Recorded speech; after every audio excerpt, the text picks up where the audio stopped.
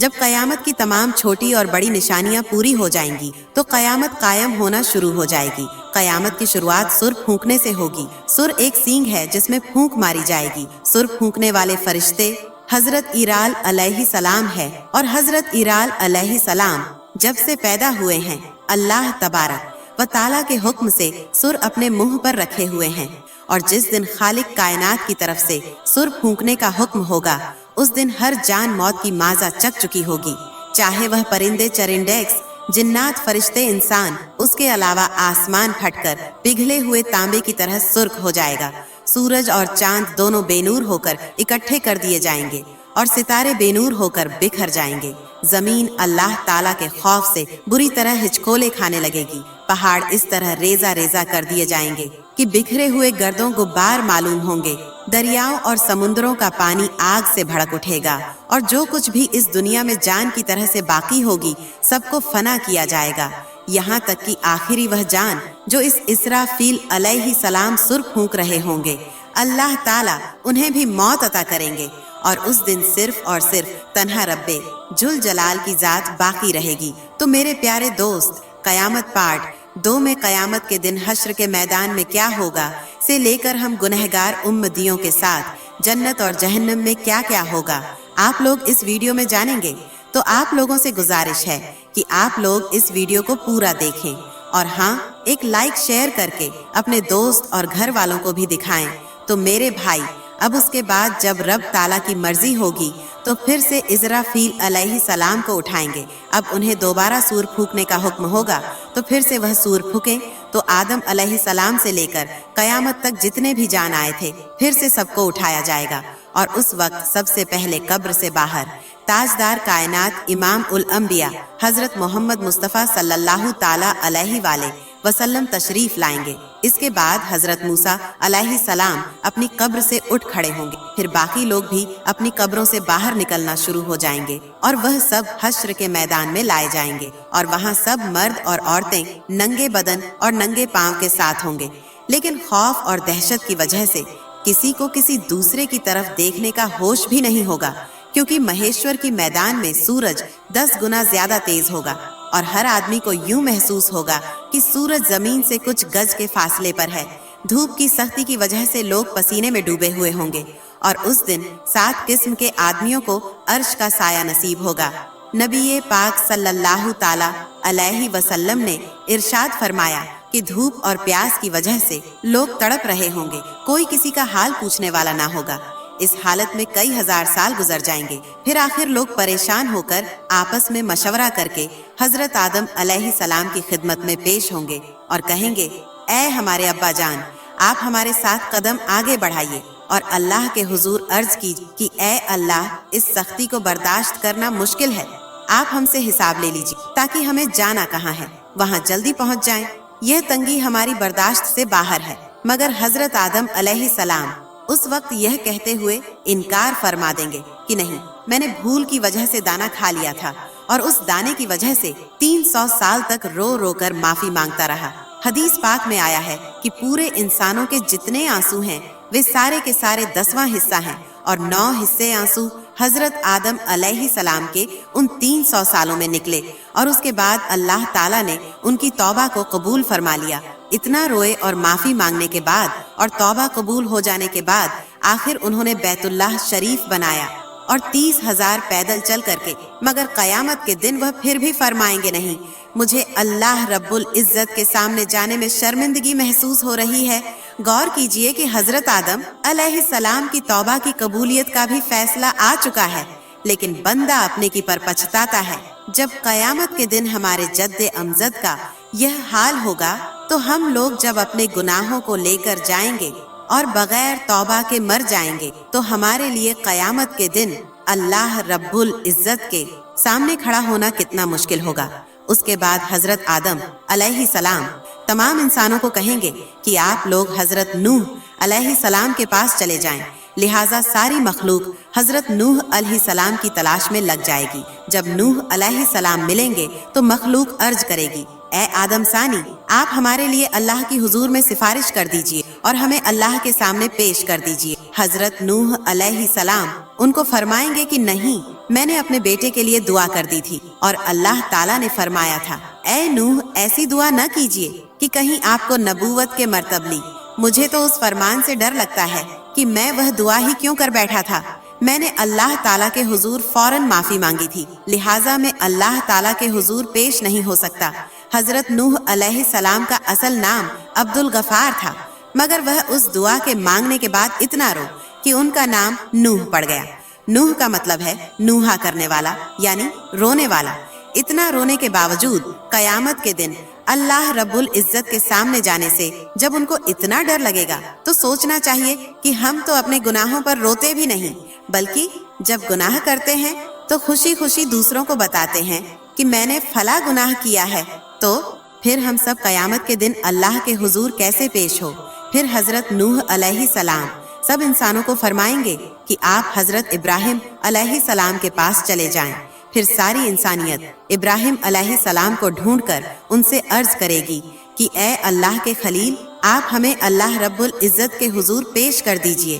لیکن وہ فرمائیں گے کہ نہیں، آج مجھے اللہ رب العزت کے پاس جاتے ہوئے گھبراہٹ ہو رہی ہے، کیونکہ میری زندگی میں 3 باتیں ایسی تھیں جو مصلحت کی بنا پر تو ہوئیں لیکن خلاف واقعہ تھی۔ آج مجھے ان تینوں باتوں پر شرمندگی۔ ان میں سے پہلی بات تو یہ تھی کہ ایک بار ان کو ان کی قوم کہیں لے جانا چاہتی تھی، مگر انہوں نے کہہ دیا تھا کہ میں بیمار ہوں۔ واقعی ان مرکوں کے ساتھ جانے میں تو روحانی بیماری ہی تھی، اس لیے انہوں نے ان کو اڑ پیش کر دیا تھا۔ اللہ تعالیٰ نے قرآن پاک میں فرمایا تھا کہ انہوں نے فرمایا کہ میں بیمار ہوں۔ انہوں نے یہاں بیماری کا عج تو کیا لیکن حقیقت کے خلاف تھا، اس لیے فرمائیں گے کہ مجھے اللہ رب العزت کے سامنے حاضر ہونے سے شرم محسوس ہو رہی ہے۔ دوسری بات یہ ہے کہ ایک بار وہ اپنی بیوی حضرت سارہ رضی اللہ عنہا کو لے کر مصر کے قریب سے گزرے، اور اس وقت قط کا بادشاہ ایک ظالم انسان، اس نے اپنے سپاہی کو کہا ہوا تھا کہ تم جہاں کہیں بھی کسی خوبصورت عورت کو دیکھو تو اسے پکڑ کر میرے پاس لے آ، اور اس طرح وہ اس کی بے عزتی کرتا تھا۔ اللہ تعالیٰ نے بی بی سارہ رضی اللہ عنہا کو حسن و جمال کا سانچہ بنایا، لہٰذا سپاہیوں نے جب ان کو دیکھا تو انہیں بھی پکڑ کر لے گئے۔ اس کا دستور یہ تھا کہ اگر اس عورت کے ساتھ اس کا شوہر ہوتا تو وہ اسے قتل کروا دیتا، اور اگر بھائی یا باپ ہوتا تو پھر وہ ان کو قتل نہیں کرواتا، البتہ برائی کا کام کرتا تھا۔ جب حضرت ابراہیم علیہ السلام پہنچے تو ان سے بھی اس نے پوچھا کہ تم کون ہو اور اس عورت کے کیا لگتے ہو؟ آپ نے اپنی جان کی حفاظت کو نگاہ میں رکھتے ہوئے کہہ دیا یہ میری بہن ہے۔ اللہ تعالیٰ نے بھی فرماتے ہیں کہ بے شک ایمان والے بھائی بھائی ہیں، اس لیے ایمان کی نسبت سے مومن مرد اور مومنہ کو دینی بھائی اور بہن کہہ دیا جاتا ہے۔ آپ نے بھی اسی نسبت سے حضرت سارہ رضی اللہ عنہا کو بہن کہہ دیا، کیونکہ وہ اسی دین پر تھی جس پر آپ تھے۔ یہ بات 100% شریعت کے مطابق جائز تھی۔ جان بچانے کے لیے تو حرام چیز بھی حلال ہو جاتی ہے، مگر اس کے باوجود حضرت ابراہیم علیہ السلام کو جھجک محسوس ہو گئی۔ اور تیسری بات یہ ہے کہ ایک بار حضرت ابراہیم علیہ السلام نے بتوں کو توڑا تھا۔ جب کافروں نے آ کر ان سے پوچھا کہ ہمارے معبود کو کس نے توڑا، تو انہوں نے فرمایا تھا کہ تم اس سے پوچھو جو تمہیں ان بتوں سے بڑا نظر آتا ہے۔ حضرت ابراہیم علیہ السلام نے بتوں کو توڑ کر کلہاڑی پر رکھ دیا تھا، اس لیے بڑے بت سے پوچھنے کو فرمایا۔ اب ظاہر میں یہ کوئی اتنی بڑی بات تو نہیں تھی، کافروں کو سمجھانے کے لیے ایسا کیا تھا کہ وہ پوچھیں گے تو بت انہیں جواب نہیں دیں گے، لیکن بات تو حقیقت کے خلاف تھی، لہٰذا اس بات پر بھی اتنا افسوس ہوگا کہ اللہ کا خلیل ہونے کے باوجود انہیں اللہ کے سامنے جاتے ہوئے شرمندگی محسوس ہو رہی ہوگی۔ اس پر ہم لوگ سوچے جو دن رات جھوٹی قسمیں کھاتے ہیں، جھوٹی گواہیوں دیتے ہیں، لوگوں کے سامنے غلطیوں پر پردے ڈالنے کے لیے اور اپنے آپ کو دنیا کی شرمندگی سے بچانے کے لیے جھوٹی باتیں کرتے پھر رہے ہیں۔ قیامت کے دن ہمیں اللہ رب العزت کے حضور جاتے ہوئے کتنی شرمندگی ہوگی۔ حضرت ابراہیم علیہ السلام فرمائیں گے کہ آپ سب لوگ موسیٰ کلیم اللہ کے پاس چلے جائیں، وہ آپ کی شفاعت کریں گے۔ چنانچہ ساری انسانیت حضرت موسیٰ علیہ السلام کے پاس آئے گی اور کہے گی اے کلیم اللہ، آپ ہماری شفاعت فرما دیجیے، مگر حضرت موسیٰ کلیم اللہ فرمائیں گے کہ نہیں، میں آپ کی شفاعت نہیں کر سکتا، کیونکہ ایک بار ایسا ہوا تھا کہ میرے مخالف نے ایک آدمی میری اتباع کرنے والوں سے جھگڑ رہا تھا اور میں نے نصیحت کی خاطر اس کو ایک مکہ مارا تھا تاکہ اسے سمجھ آ جائے، لیکن اس کو وہ مکہ اس کو ایسا لگا کہ وہ مر گیا، اور میں نے اللہ تعالیٰ سے معافی کا اعلان بھی فرما دیا، مگر پھر بھی وہ میرا مکہ لگنے کی وجہ سے مرا تو تھا، اس لیے مجھے اس بات کی وجہ سے اللہ تعالیٰ کے سامنے جاتے ہوئے شرم محسوس ہو رہی ہے۔ پھر حضرت موسیٰ علیہ السلام ساری انسانیت کو فرمائیں گے کہ آپ عیسیٰ علیہ السلام کے پاس چلے جائیں۔ ساری انسانیت حضرت عیسیٰ علیہ السلام کے پاس آئے گی، مگر وہ بھی کہیں گے کہ نہیں، مجھے اللہ رب العزت کے سامنے جاتے ہوئے اس لیے ڈر لگ رہا ہے کہ میری امت نے مجھے اور میری ماں کو اللہ تعالیٰ کے ساتھ شریک بنا دیا تھا۔ آج اللہ تعالیٰ مجھ سے کہیں یہ نہ پوچھ لے کہ کیا آپ نے تو نہیں کہا تھا کہ مجھے اور ماں کو اللہ کے ساتھ شریک بنا لو۔ اس لیے آج مجھے اللہ تعالیٰ کے سامنے جاتے ہوئے ڈر لگ رہا ہے۔ پھر حضرت عیسیٰ علیہ السلام فرمائیں گے کہ آپ سب اللہ تعالیٰ کے محبوب نبی پاک صلی اللہ تعالیٰ علیہ وآلہ وسلم کے پاس جائیں۔ چنانچہ سب لوگ نبی پاک صلی اللہ تعالیٰ علیہ وسلم کے پاس آئیں گے، اور اس وقت اللہ تعالیٰ انبیاء کرام کے لیے ممبر لگوائے، اور تمام انبیاء کرام اپنے اپنے ممبروں پر جلوہ افروز ہوں گے، اور آپ صلی اللہ تعالیٰ علیہ وسلم کے لیے بھی ممبر پیش کیا جائے گا، مگر اللہ تعالیٰ کے محبوب صلی اللہ علیہ وسلم ممبر پر نہیں بیٹھیں گے، کیونکہ اس وقت آپ کے دل میں یہ خیال ہوگا کہ کہیں ایسا نہ ہو کہ میں اس ممبر پر بیٹھ جاؤں اور یہ اڑ کر جنت میں چلا جائے اور میری گناہ گار امت پیچھے رہ جائے۔ تو آپ صلی اللہ تعالیٰ علیہ وسلم سے پوچھا جائے گا، اے میرے محبوب، آپ ممبر پر کیوں نہیں بیٹھ رہے ہیں؟ تو آپ عرض کریں گے، اے اللہ، میری امت کے گناہ گاروں کا تو ابھی فیصلہ بھی نہیں ہوا، میں اس ممبر پر کیسے بیٹھوں؟ پھر اللہ تعالیٰ آپ پر ایک خاص تجلی فرمائیں گے۔ آپ صلی اللہ تعالیٰ علیہ وسلم نے ارشاد فرمایا کہ اس تجلی فرمانے پر اللہ تعالیٰ مجھے مقام محمود عطا فرما دیں گے، میں وہاں جا کر ایک سجدہ کروں گا اور سجدے میں اللہ تعالیٰ کی تعریفیں کروں گا جو نہ پہلے کسی نے ایسی کی اور نہ بعد میں کوئی کرے گا۔ رونے کی حالت میں سجدہ کروں گا، اللہ رب العزت میرے سجدے کو قبول فرمائیں گے اور مجھ سے پوچھیں گے، اے میرے پیارے محبوب، آپ کیا چاہتے ہیں؟ میں عرض کروں گا، اے اللہ، آپ اپنے بندوں کا حساب لے لیجئے۔ اللہ تعالیٰ فرمائیں گے، اچھا، آپ لوگوں کو حساب کے لیے پیش کرو۔ روایت میں آیا ہے کہ جب اجازت مل جائے گی تو اس وقت نبی پاک صلی اللہ تعالیٰ علیہ وسلم ابو بکر رضی اللہ عنہ کو ہاتھ سے پکڑ کر اللہ تعالیٰ کے حضور میں پیش کرنا چاہیں گے کہ آپ جائیے تاکہ حساب کتاب شروع ہو جائے۔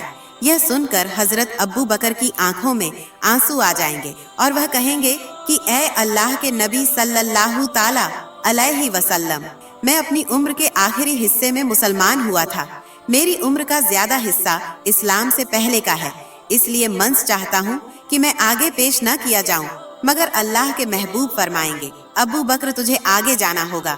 چنانچہ جب حضرت ابو بکر آگے بڑھیں گے تو وہ وہی کام کریں گے جو نبی پاک صلی اللہ تعالیٰ علیہ وسلم نے کیا، وہ بھی قدم آگے بڑھا کر اللہ رب العزت کے حضور سجدے میں گر جائیں گے اور رونے لگ جائیں گے۔ کتابوں میں لکھا ہے کہ صدیق اکبر رضی اللہ عنہ اتنا روئیں گے کہ اللہ تعالیٰ فرمائیں گے کہ اے میرے محبوب کے گاڑے یار، کیوں روتے ہو؟ سجدے سے سر اٹھاؤ، کیا چاہتے ہو؟ چنانچہ اللہ تعالیٰ ان کے سجدے کو قبول فرمائیں گے اور ان پر ایک خاص تجلی فرمائیں گے۔ حدیث پاک میں آیا ہے قیامت کے دن اللہ تعالیٰ اپنے بندوں پر عام تجلی فرمائیں، لیکن ابو بکر رضی اللہ تعالیٰ عنہ کے اوپر خاص تجلی فرمائیں گے۔ اللہ تعالیٰ اپنے محبوب صلی اللہ تعالیٰ علیہ وسلم کے اس یار سے اتنے خوش ہو جائیں گے کہ خاص تجلی فرمائیں گے۔ ان کے بعد حضرت عمر رضی اللہ عنہ کو پیش کیا جائے گا۔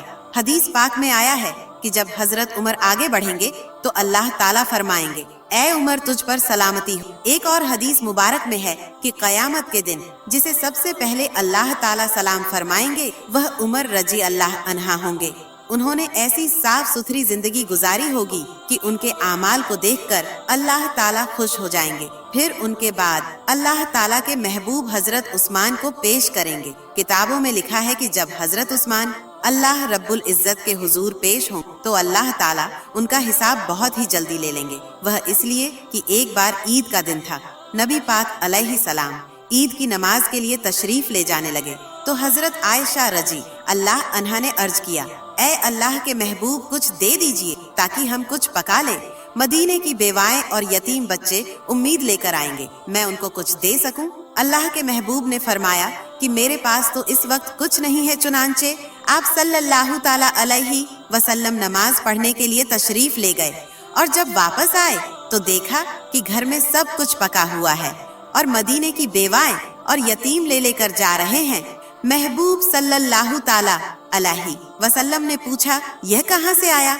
हजरत आयशा ने अर्ज किया, जब आप नमाज के लिए तशरीफ ले गए तो हजरत उस्मान ने सामान से लदा हुआ एक एक ऊंट आपकी सब बीवियों को हदय के तौर पर भेजा है। यह सुनकर नबी पाक सल्लल्लाहु ताला अलैहि सलाम का दिल इतना खुश हुआ कि आपने दुआ मांगी, ए रहमान तू उस्मान का हिसाब आसान फरमा देना, तो नबी पाक अलैहि सलाम की यह दुआ कबूल होगी और हजरत उस्मान का हिसाब किताब बहुत जल्दी ले लिया जाएगा।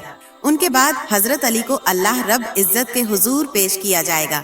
हदीस पाक में आया है, कयामत के दिन सबसे आसान और जल्दी हिसाब अली रजी अल्लाह ताला अन्हो का होगा, जब आप सल्लल्लाहु ताला अलैहि वाले वसल्लम के चारों यार पेश हो जाएंगे तो अल्लाह ताला जलाल जमाल में तब्दील हो जाएगा।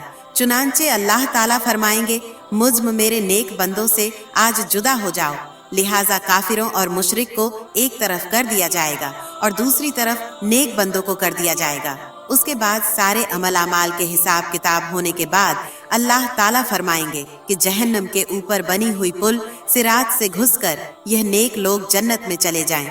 चुनांचे जब मोमिन बंदे पुल सिरात के ऊपर से गुजरने लगेंगे तो कुछ ईमान वाले ऐसे बंदे होंगे जो बिजली की तेजी से गुजर जाएंगे, कुछ हवा की तेजी से, कुछ घोड़े की तेज रफ्तार के साथ, कुछ भागते हुए आदमी की रफ्तार के साथ, कुछ चलते हुए आदमी की रफ्तार के साथ और कुछ रेंगते हुए आदमी की रफ्तार के साथ गुजर जाएंगे। जो लोग भी पुल सिरात से आगे गुजर जाएंगे अल्लाह ताला उनको जन्नत अता फरमा देंगे। पुल सिरात के ऊपर से हर एक को गुजरना पड़ेगा। जब पुल सिरात से आगे चले जाएंगे तो अल्लाह के महबूब सल्लल्लाहु ताला अलैहि वसल्लम यह समझेंगे कि मेरी उम्मत के सारे लोग मेरे साथ आ गए हैं और जहन्नम से पार हो चुके हैं, लिहाजा आप उन सब लोगों को लेकर जन्नत में तशरीफ ले जाएंगे, यहाँ तक कि जन्नत में रहते हुए बहुत बहुत अरसा गुजर जाएगा। लेकिन जो मुसलमान पुल सिरात से गुजरते हुए जहन्नम में गिरेंगे उन्हें अजाब होगा।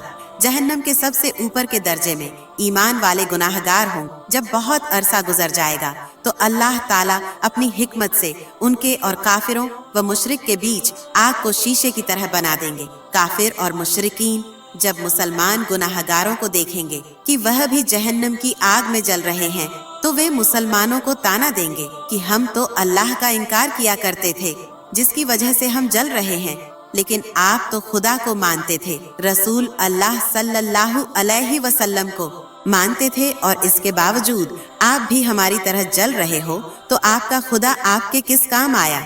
हदीस पाक में आया है कि जब जहन्नम काफिर मुसलमान गुनाहगारों को ताना देंगे तो अल्लाह ताला जिब्रील अलैहि सलाम को बुलाएंगे और फरमाएंगे कि ए जिब्रील, आज हमारे मानने वालों को ताना दिया जा रहा है, उनके साथ भी वही सुलूक हो रहा है जो ना मानने वालों के साथ हो रहा है।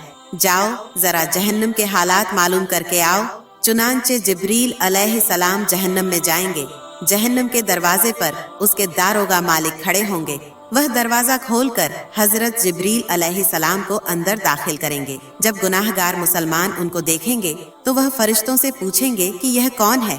उस वक्त उनको बताया जाएगा कि यह वह फरिश्ता है जो तुम्हारी नबी पाक अलैहि सलाम के पास वही लेकर जाते थे। जब उनके पास नबी रहमत सल्लल्लाहु ताला अलैहि वसल्लम का जिक्र किया जाएगा तो उस वक्त गुनाहगार लोगों को आप सल्लल्लाहु ताला अलैहि वसल्लम की याद आएगी और वे कहेंगे, वाह मोहम्मदा, वाह मोहम्मदा। जहन्नम लोग इन अल्फाज में जिब्रील अलैहि सलाम को रोकर कहेंगे कि ए जिब्रील, आप सल्लल्लाहु ताला अलैहि वसल्लम के पास अल्लाह का पैगाम लेकर जाते थे, आज हम गुनाहगारों का पैगाम भी हमारे सरदार सल्लल्लाहु ताला अलैहि वसल्लम को पहुंचा देना कि आका आप तो हमें भूल ही गए हैं, हम जहन्नम की आग में जल रहे हैं और आप सल्लल्लाहु अलैहि वसल्लम जन्नत के अंदर हैं। जिब्रील अलैहि सलाम उनके साथ वादा करेंगे कि मैं आपका पैगाम अल्लाह ताला के महबूब सल्लल्लाहु अलैहि वसल्लम को जरूर पहुंचाऊंगा। चुनांचे जब जिब्रील अलैहिस्सलाम जहन्नम से बाहर आएंगे तो अल्लाह रब्बुल इज्जत फरमाएंगे, जिब्रील आपने मेरे महबूब सल्लल्लाहु अलैहि वसल्लम के गुनाहगार उम्मती हों से जो वादा किया है उस वादे को निभाना जरूर। लिहाजा जिब्रील अलैहिस्सलाम जन्नत में जाएंगे। उस वक्त आप सल्लल्लाहु ताला अलैहि वसल्लम जन्नतुल फिरदौस में अंबिया किराम की मजलिस में मेंबर पर तशरीफ फरमा होंगे। जिब्रील अलैहिस्सलाम को जब आप देखेंगे तो फरमाएंगे, जिब्रील आज कैसे आना हुआ?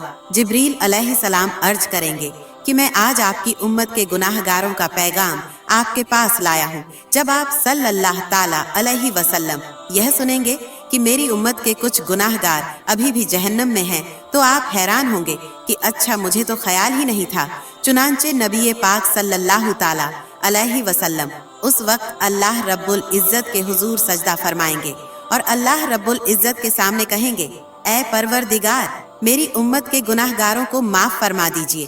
तो अल्लाह ताला उनको शफात कुबरा की इजाजत फरमाएंगे कि ऐ मेरे महबूब, आप जिसके बारे में चाहें शफात फरमाइए, हम उसको जहन्नम से निकाल देंगे। शफात कुबरा की यह खुशखबरी सुनकर नबी पाक सल्लल्लाहु ताला अलैहि वसल्लम जहन्नम की तरफ चलेंगे।